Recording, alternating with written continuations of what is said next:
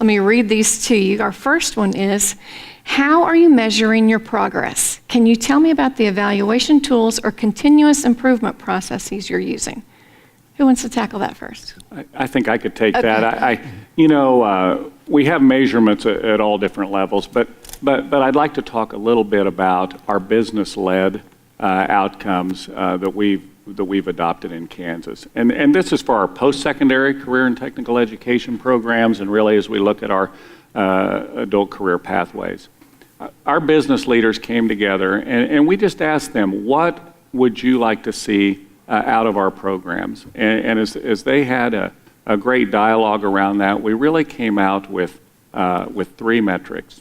They're not too much different from as we've looked at Carl Perkins and other metrics that we've used. Job placement.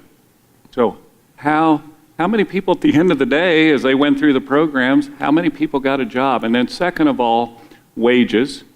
And third, industry recognized credentials. How many received an industry recognized credential? Now, we know for all of our programs that some do not have industry recognized credentials as of yet that align with those, and those are being developed, and I think there's a lot of work going on there, and we support that.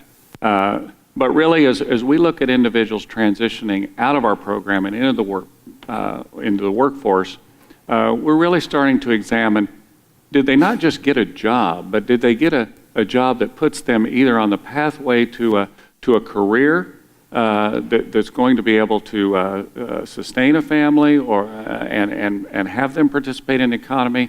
And so that's why the wages component was insisted upon from our business partners. So we're going to take what we call our outcome metrics, and right now we're benchmarking our system and see how we would overlay those metrics into really offering some incentives for colleges that meet those metrics.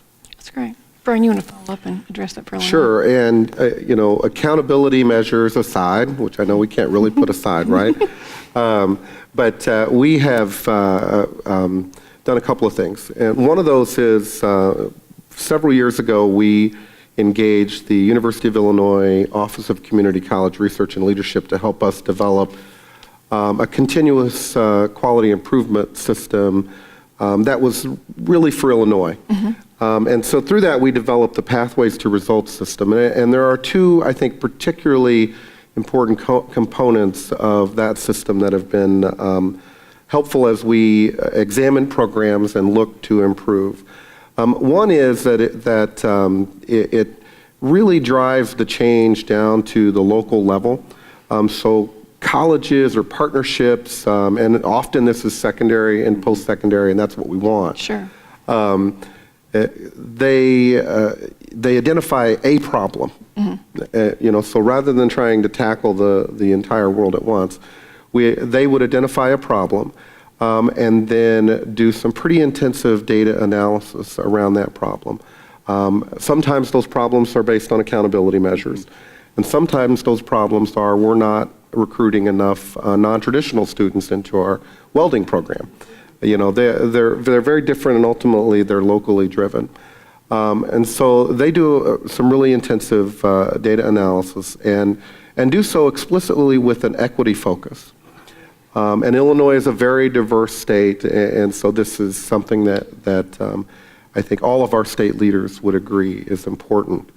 And so that's one component. We've also got an online data system for the Perkins folks, Carl Perkins, specifically that speaks to the measures in Perkins, that colleges can access and utilize in their own continuous quality improvement processes. And that's as up-to-date of data as we can get. I mean, we're not always real-time as much as we'd like to be, but we try to get as close as we can to that.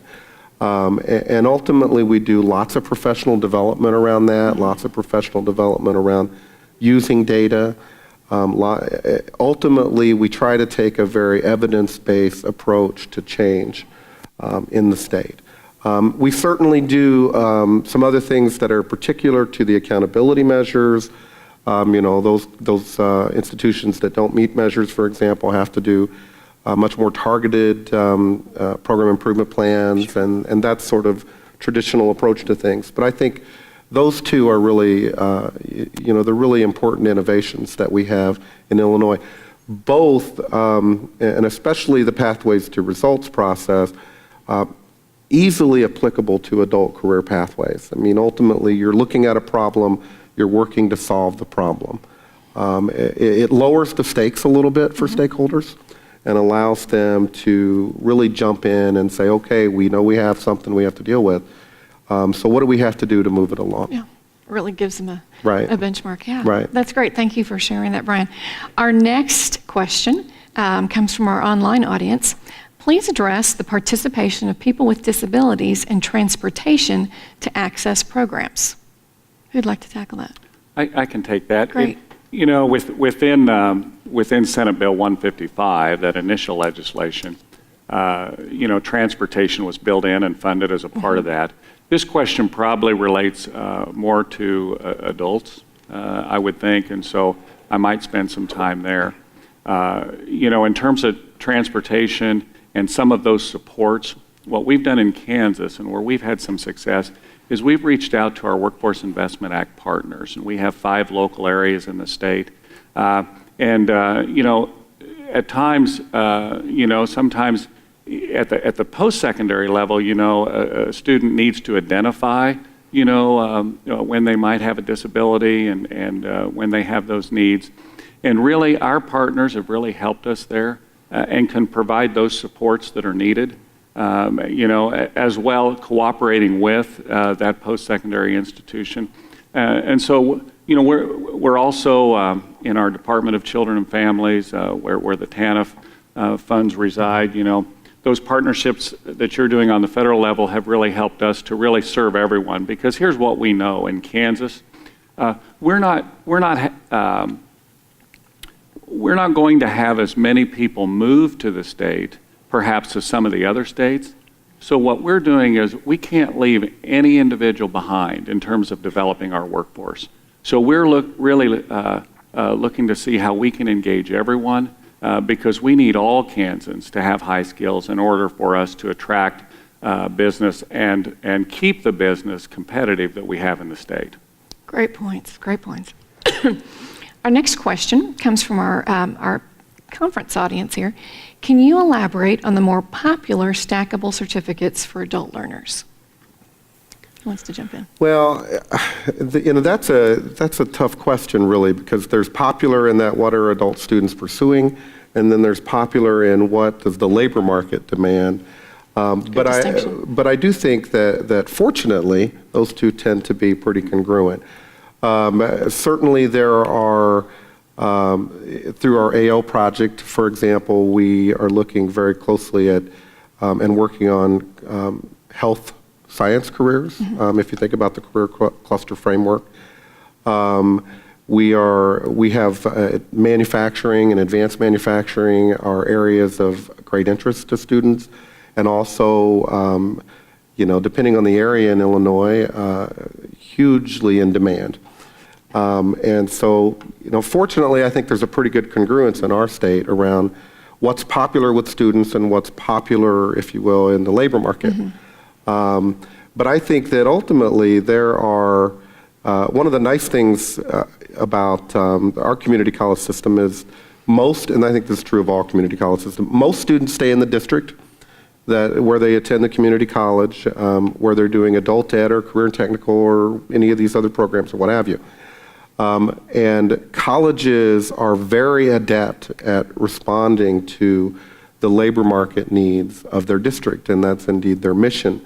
And when you throw their very good partnerships with the Workforce Investment Act and TANF folks into that mix, I mean, I think that they're likely to be hitting right on what is popular with students and labor market at the same time. Brian, in Kansas, I would say the health certificates have been more important. I think here's a distinction there that we could look at, is that in many of those occupations in a health career, those industry recognized credentials are required to enter the workplace. So in other words, it's not a good thing to have.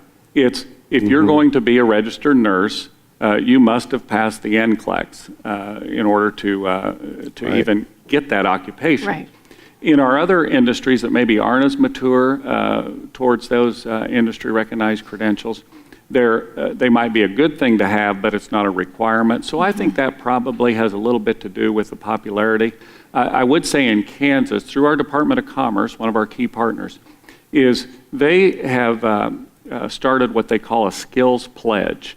And business can sign the skills pledge, which means we're going to either recognize or reward industry credentials within our business. So a manufacturer can say, okay, we've looked at these credentials that have been endorsed maybe through the National Association of Manufacturing.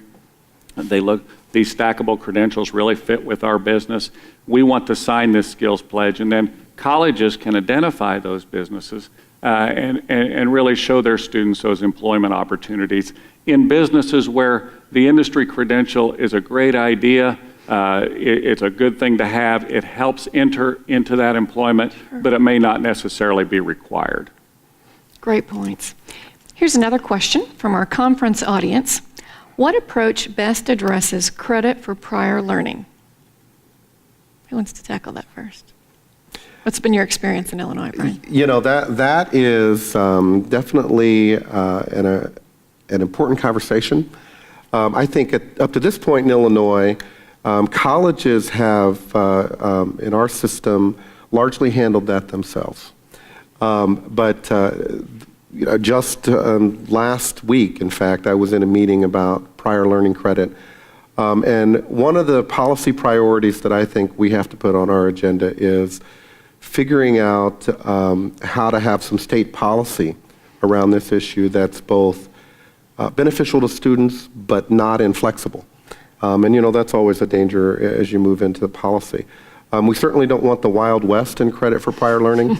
And I do think, and part of my responsibility is also in transfer education in liberal arts. And credit for prior learning works pretty well in the career and technical education arena. A lot of it does depend on exactly Blake's last point around what are required credentials or industry recognized credentials versus those that are suggested or not as mature. But in transfer education, which ultimately if students want to go on and get an AIS degree in Illinois, they're going to have some credit for, they're going to have some liberal arts credits. It's been a challenge.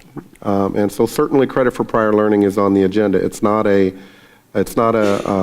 solved problem in Illinois, but it's definitely something that's been going on for a long time in the colleges locally. It's figuring out how to do it at the state level, I think. It's been our challenge. Yeah, and that's kind of where we are. It's early for Kansas in terms of prior learning. But here's what our approach, our initial approach has been, and as we've worked with local colleges, obviously, that credit is given at the local level, you know, and is accepted at the local level. But just as a way to use the career pathways framework for prior learning. So some of these industry credentials do not necessarily need to be delivered by a post-secondary institution or a college. That's a great Sometimes point. during, you know, in the construction area or even in manufacturing, you can actually be working in the field. You can take the assessment, and then you receive that industry credential, and maybe you didn't attend a college. So as we've aligned our foundation career and technical programs at the post-secondary level, where we have the credit aligned with an industry credential, becomes much easier for colleges, because as a student comes in, an adult comes in and says, you know, I've been participating in the manufacturing industry, but if that's one thing, and you know, we can talk about their skills and what they've learned and try to match that with our courses. If they come in with the industry recognized credential, we have a state-approved program sequence that has that incorporated into that sequence, then it's much easier for the college to transition that into a credit. Sure. Yeah, for sure. And you know, this is something that accreditors are struggling with to figure out as well. I think it's most interesting that we give credit for prior learning for people who teach in career and technical education, but we haven't quite figured out how to give it, or haven't figured out the state policies for awarding it. And I think what you're saying is absolutely right, that I mean, to be clear, it absolutely has a place in a career pathway.